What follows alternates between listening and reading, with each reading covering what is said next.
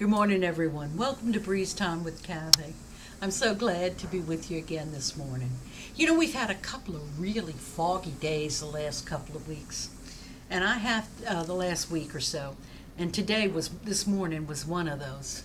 And I have to admit, fog is something I'm very familiar with. It's no surprise that in humid New Orleans, fog is a pretty common event. But you see, it was even more so for me because I grew up on the Mississippi River. My backyard ran right up against the levee of the Mississippi River, and it was roughly a mile wide right behind my house. And big ocean-going ships. We lived about 20 miles downriver from New Orleans, and ocean-going ships would anchor. And there, temporarily, it was an anchorage, so that waiting for their turn to get to the docks of New Orleans and unload or load. And so I can remember on foggy days, you'd hear the foghorns. Blah, blah. It was so interesting, and I don't know why. I imagine there's a scientific reason for it. But in the fog, the sound carried so well. It was easy to hear. And then you'd hear sometimes the clanking of the chains, the anchor chains, as the big ocean ships, ocean-going ships, they weren't really the cargo vessel. The big cargo ships would let down their anchor, and you'd hear it go all the way down. I wouldn't hear the splash usually. We were a little too far for that. Probably about, 1,000, probably about 1,000 feet or so from the river. And you never knew where they were, but the sound of the clanking anchor chain, the sound of the foghorn, you could hear all that. It was so nice. I used to like to walk in the fog, too. It was neat. It was special. Things looked different. They changed in the fog. I didn't mind the fog too much. I remember one time I was real happy about the fog. My brother Bill he's 8 years older than I am. And he had been appointed, he was attending Annapolis. And he got a hop home. And I remember we had a naval air station very close to our house, the Alvin Callender Naval Air Station in Belle-Chasse, Louisiana, which I was from Belle-Chasse. As a matter of fact, I think I've shared with you how we used to watch the jets, and when the Blue Angels would come for the air show, we could just see them from our front yard. But the jets were constantly coming and going. It was a pretty impressive sight, all different kinds of planes. But Bill had caught a hop, and it was time for him to go back. Well, he went to get his hop to go back, and I can remember we took him to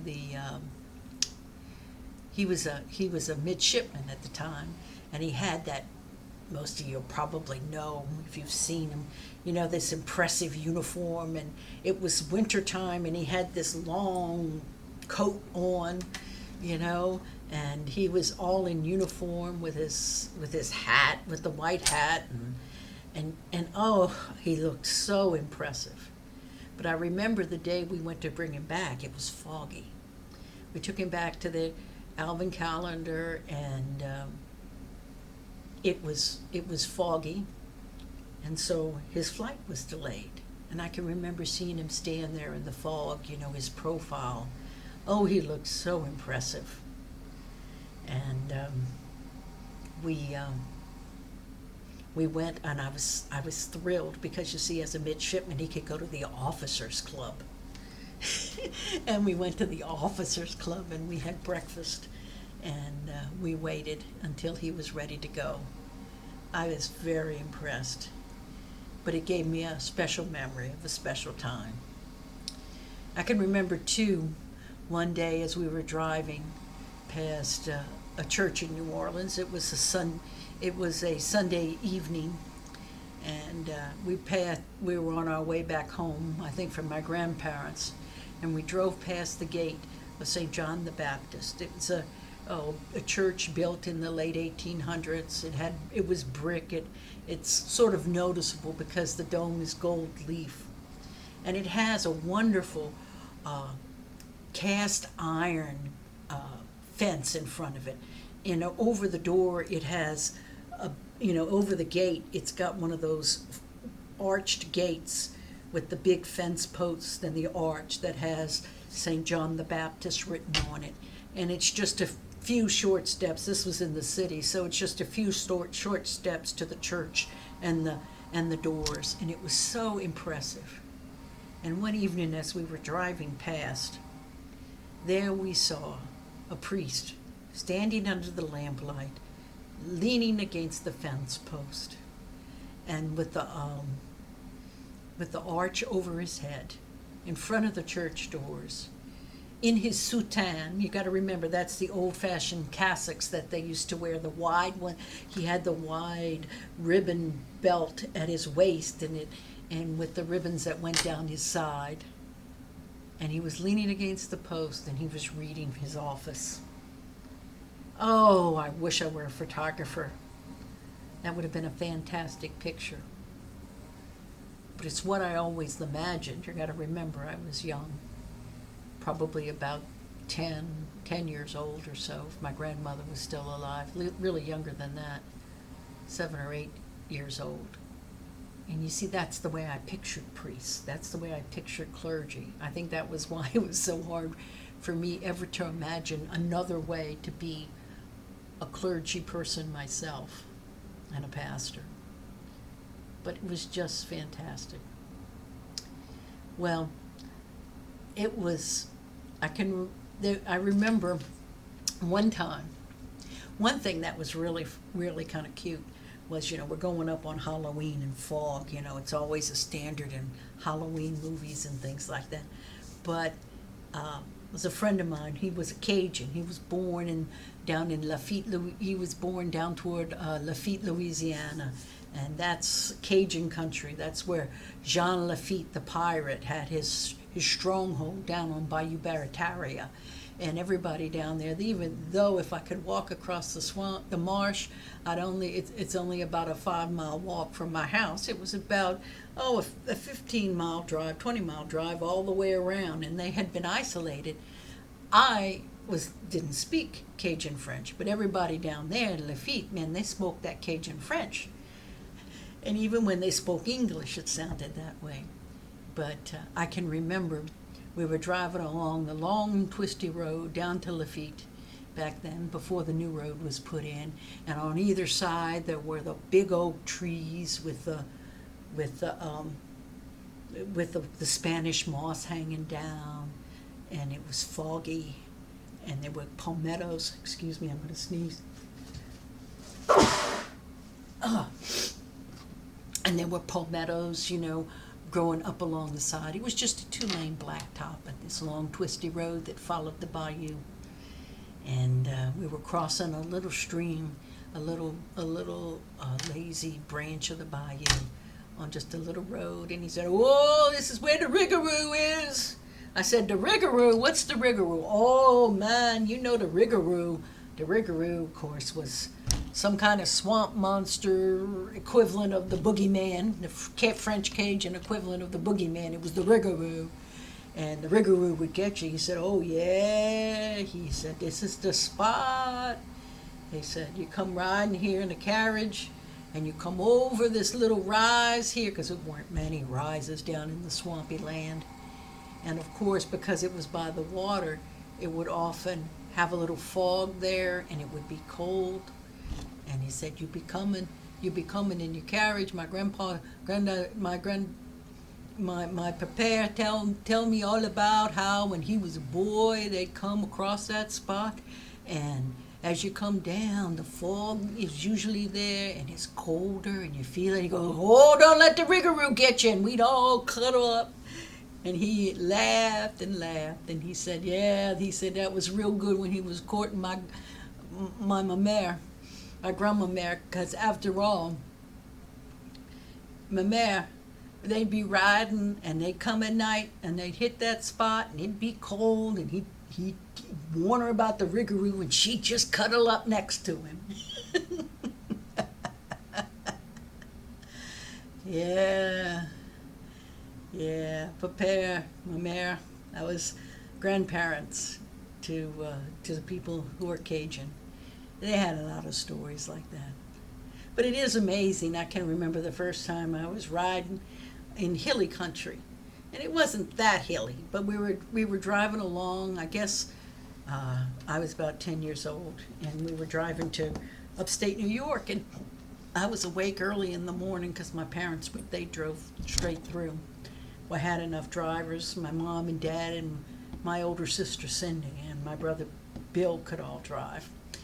No, maybe not Bill. Yeah, maybe Bill could. And as we'd go, I noticed every time we go over a little hill, there'd be a little patch of fog there. Always so picturesque, always so pretty. But probably one memory about the fog that just takes my heart away, even now. You see, my husband and I went to live with my mother. He built an addition to the house, and we lived there. It's another long story for a while. So there we'd be, just that same house where I grew up in. The place that when the fog rolled in there would be times when the fog would just roll in off the river because, of course, the water was cold. And the fog would start there and then just sort of roll out, and you could see it. And it was a time when I'd lay in bed cuddled up next to him, listening to the foghorns, listening to the ships as they drop anchor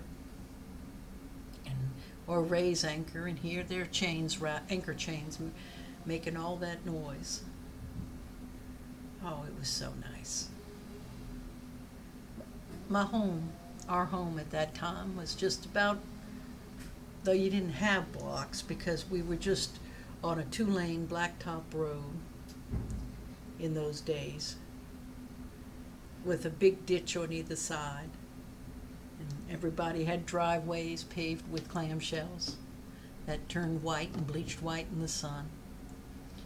The church, the Catholic church I attended all my life, was just about what is probably about 2 city blocks away, maybe a little less.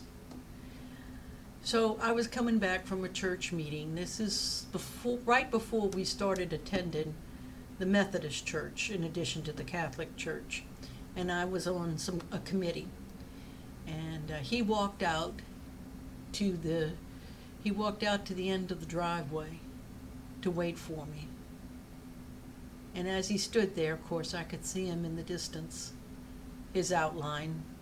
We had a street light just behind where he was standing, sort of down a little bit, maybe, I don't know how far, 80 feet or so down from where he was. And as I watched him, because you could see him as soon as I got to it was nighttime, it was winter, and I could see him from a good distance off, more than a block away. I saw little by little as the fog rolled in and covered his feet, then covered his knees, came across the highway, and I saw it roll in. And when I got close enough, it looked like he was standing on a cloud. Ah, it was wonderful. I walked across the highway to greet him. Good memory. It's a wonderful memory. You know, there's an old preacher story about fog. I'll share it with you right before we close. Of course, I probably ought to share a ghost story, but I did that with the riggaroo, didn't I? After all, it'll soon be Halloween. But he was a man, he was walking on a narrow path on a mountainside. Sheer drop off as he walked, and then the fog closed in, so he clung closer and closer to the mountain as he continued to walk up the path to his destination. Then all of a sudden he slipped and he grabbed on to a branch, and he's hanging on to a branch, something, a branch right there as he's hanging over the edge. And he goes, "Help me, help me. Somebody help me." He looks down, all he can see is the fog, but he knows he's on the edge of the cliff. And he knows this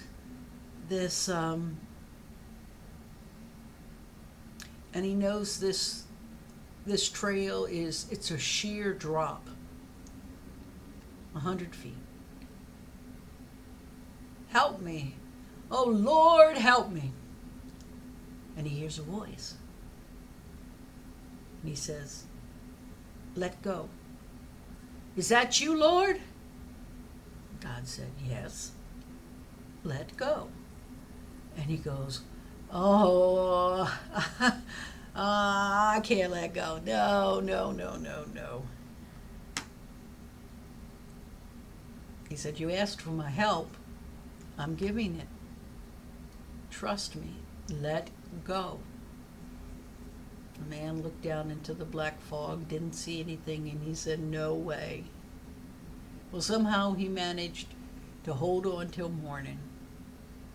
And when the sunlight burned through, he saw below him, not more than 2 feet, a ledge big enough that if he'd let go, he would have dropped to safety. But the problem was he wouldn't trust God. Of course, fog can give us all problems, can't it? It can make it can look pretty sometimes, and it can look frightening sometimes. But the real important thing is, what's in the fog? What's there? Something wonderful like my husband waiting for me? Case of the man in my little modern day preacher story, with the ledge just a couple of feet below his feet, in safety, but he didn't trust God? I don't know. But there's many things in life that just kind of want to cloud our vision a little bit.